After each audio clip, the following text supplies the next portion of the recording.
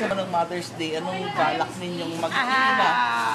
First, kasi meron akong PGT live. Sa after ng live, baka kakain na kami sa labas. Pero late na, so baka ano na lang sa hotel kasi late na eh. Wala nang establishment bukas ng Sunday ng gabi. Gabing-gabi na 11. Yung magiging single mother mo ay alam naman natin lahat, and even in your movies, yung tanging ina series, talaga namang nakita ang challenges ng pagiging single mother. Ikaw ba, yung pang-araw-araw nyo nila, Sofia, nila, kamusta naman? Challenging pa rin. And ano yun, constant challenge and everyday struggle yun ang pagiging single parent kasi wala naman akong katuwang sa buhay na nag-aalaga o nagpo-provide sa amin.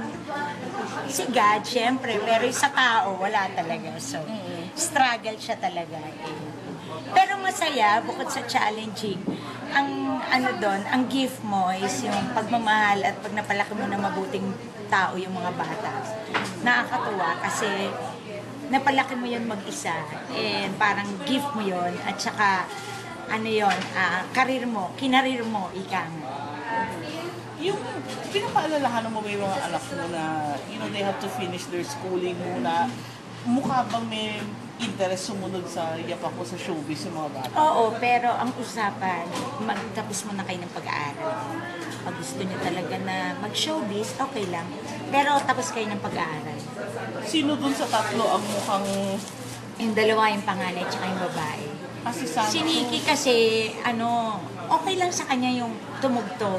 Ayaw lang niya nung nagsasalita, kumakanta. Ayaw niya yun. Yun yung panggitna, ano? Oo, yung Pings. Oo. Pero yung panganay tsaka yung bunso, mukhang... Oo. Yung si Sancho, yun talaga balak niya after school. Tapos si Sofia, ngayon pa lang kasi maraming gumukha sa kanya ng endorsement, so nakakatuwa naman. Yung mga bata, hindi naman naghahanap sa mga tatay nila? Never. Kasi sanay naman sila ng walang tatay. So, hindi naman nila hinahanap. Although yung respeto nandun pa rin, pero sanay sila ng walang tatay.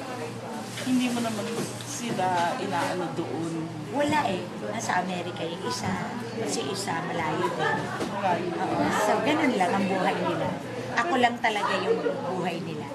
Pero ikaw, sabi mo na wala kang katuwang sa buhay, so does that mean loveless ka ngayon?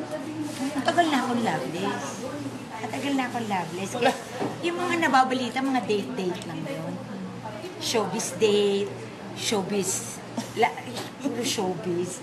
Pero hindi naman po problema sa inyo yon. Okay lang po sa inyo ngayon na loveless, wala masyado. Okay lang po. Okay lang naman sa akin yung loveless. Maganda nga yun. Loveless is flawless. Ay, loveless is... Ay, paniniwalaan ko rin yan. Loveless is the new flawless. Loveless is the new flawless. Yes, yun ang bago mong motto in life. Correct. Yan ang motto in life ko. Loveless is the new flawless. Diba? Wala kang problema, hindi flawless ka. Mama, sa tingin niyo po ba yung sa work niyo po yung dahilan kung bakit nauudot yung mga date-date tsaka yung relasyon? Dahil sa mga shows. Work, busy. Oo, work. Tsaka kasi ang hirap ding pagsabihin pag may trabaho ka, tapos may work. Tapos yung mga manliligaw mo or yung mga nakaka-date mo, gusto nila may time ka sa kanila. Paano mo ibibigay yun? Wala naman sumama sila sa taping mo. Nakatawa naman yun. Wala naman lalaking ganun, di ba? Usually, sila nagwo-work din. So, mahirap.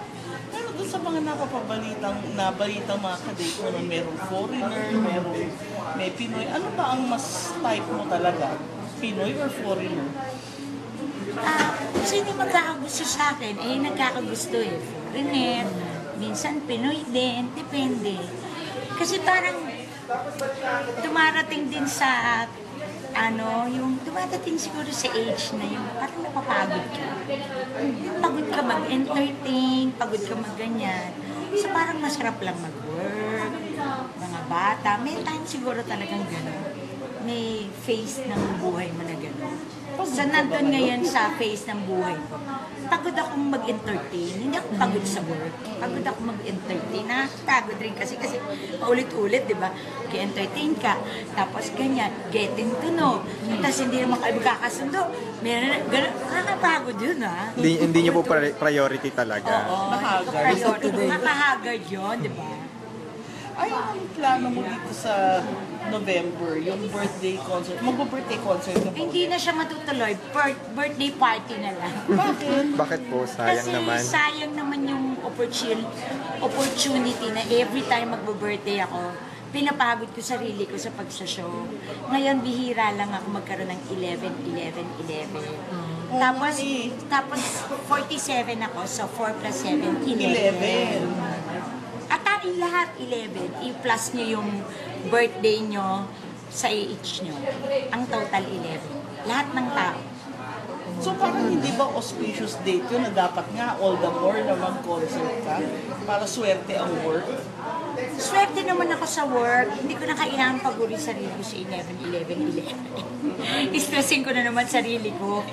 Oo, huwag na lang kasi gagawa rin ako movie. Tapos may show pa ako. Tapos may show pa ako sa abroad.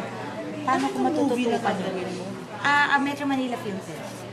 May entry ka na naman? May entry eh. So, hirap ako pag mag-show. Kasi kailangan mo ng puspusang practice na naman yon. Tapos December yung Metro Manila Film Fest. So, gawin sa oras. Tapos may Binondo Girl ka pa. May Beyond Girl pa. Meron pa ako isang show. May PGT pa ako live. Tsaka PGT 3. Magkasabay siya eh, 2 and 3. Aalis po ba kayo ng China for Binondo Girl? Ano pong sabi? Diba? Kailan daw po? Last week ng May. Or first week of June. Saan po sa China? Masasabi po? Guangzhou. Guangzhou daw, something. Guangzhou.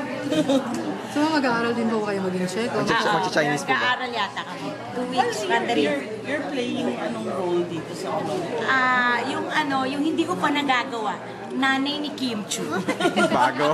Bagong-bago. Bago-bago. Nanay. bago. So, parang kwento mo naman sa amin ng konting May bago kasing script eh. So, basta nanay ako ni Kim Chu, tapos taga Binondo kami. Ngayon anak ko siya sa Chinese. Yung the rest of the hindi ko pa kasi nababasa yung script. Ano pa lang kami, story conference pa lang. Ano po feeling na magbabalik teleserye na kayo? Papanood na kayong umaarte uli? Teleserye pang matagal? Masaya. Gusto ko may teleserye. Masarap kasi napapanood ka everyday. Aside from my life naman kami ng PGT. Paano po yung role niyo dito? Comedy ba? Heavy drama? O Comedy light drama. line? Comedy drama. Ma'am, fan po ba kayo ng boxing? Boxing, ma'am. Boxing. Boxing? Boxing. Nag-aaral ako ng boxing. Fan. Diba, fan po ba kayo? Tagahanga po Ng ba kayo? boxing. Oh, mahilig ako sa boxing. Ma'am, sa Sunday po, mostly tsaka Pacquiao na po. Kanino po tayo? Parati siyempre doon tayo sa Pinoy. Siyempre palati naman tayong Pacquiao. Ma'am, prediction. Ano mangyayari? Hindi naman siya natatalo eh. Natalo ba siya? Hindi naman, di ba? Ayan. Ma'am, tungkol kay Kim Chu na lang po, second pagsasamahan niyo uli. Kamusta po ba kayong inyong samahan ninyo ni Kim? Close kami ni Baby Kim. Ano pong Si Baby Kim. ano po mga common interest niyo, mga pinagbabandingan Shopping. niya, gano'n? Shopping. Mahilig kayo mag-shopping.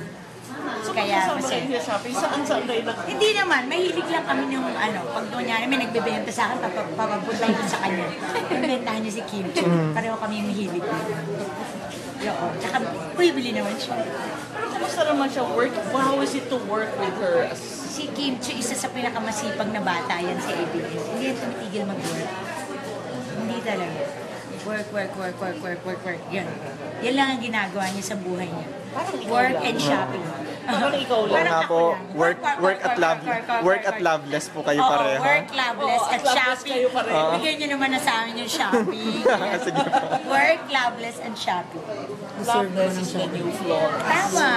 Diba? Flawless ka, pag loveless. Wala kang iniisip. Flawless. Walang buwisit. Tama. Thank you, ma'am. Okay, thank you po, ma'am. Walang buwisit. Walang buwis. Salamat.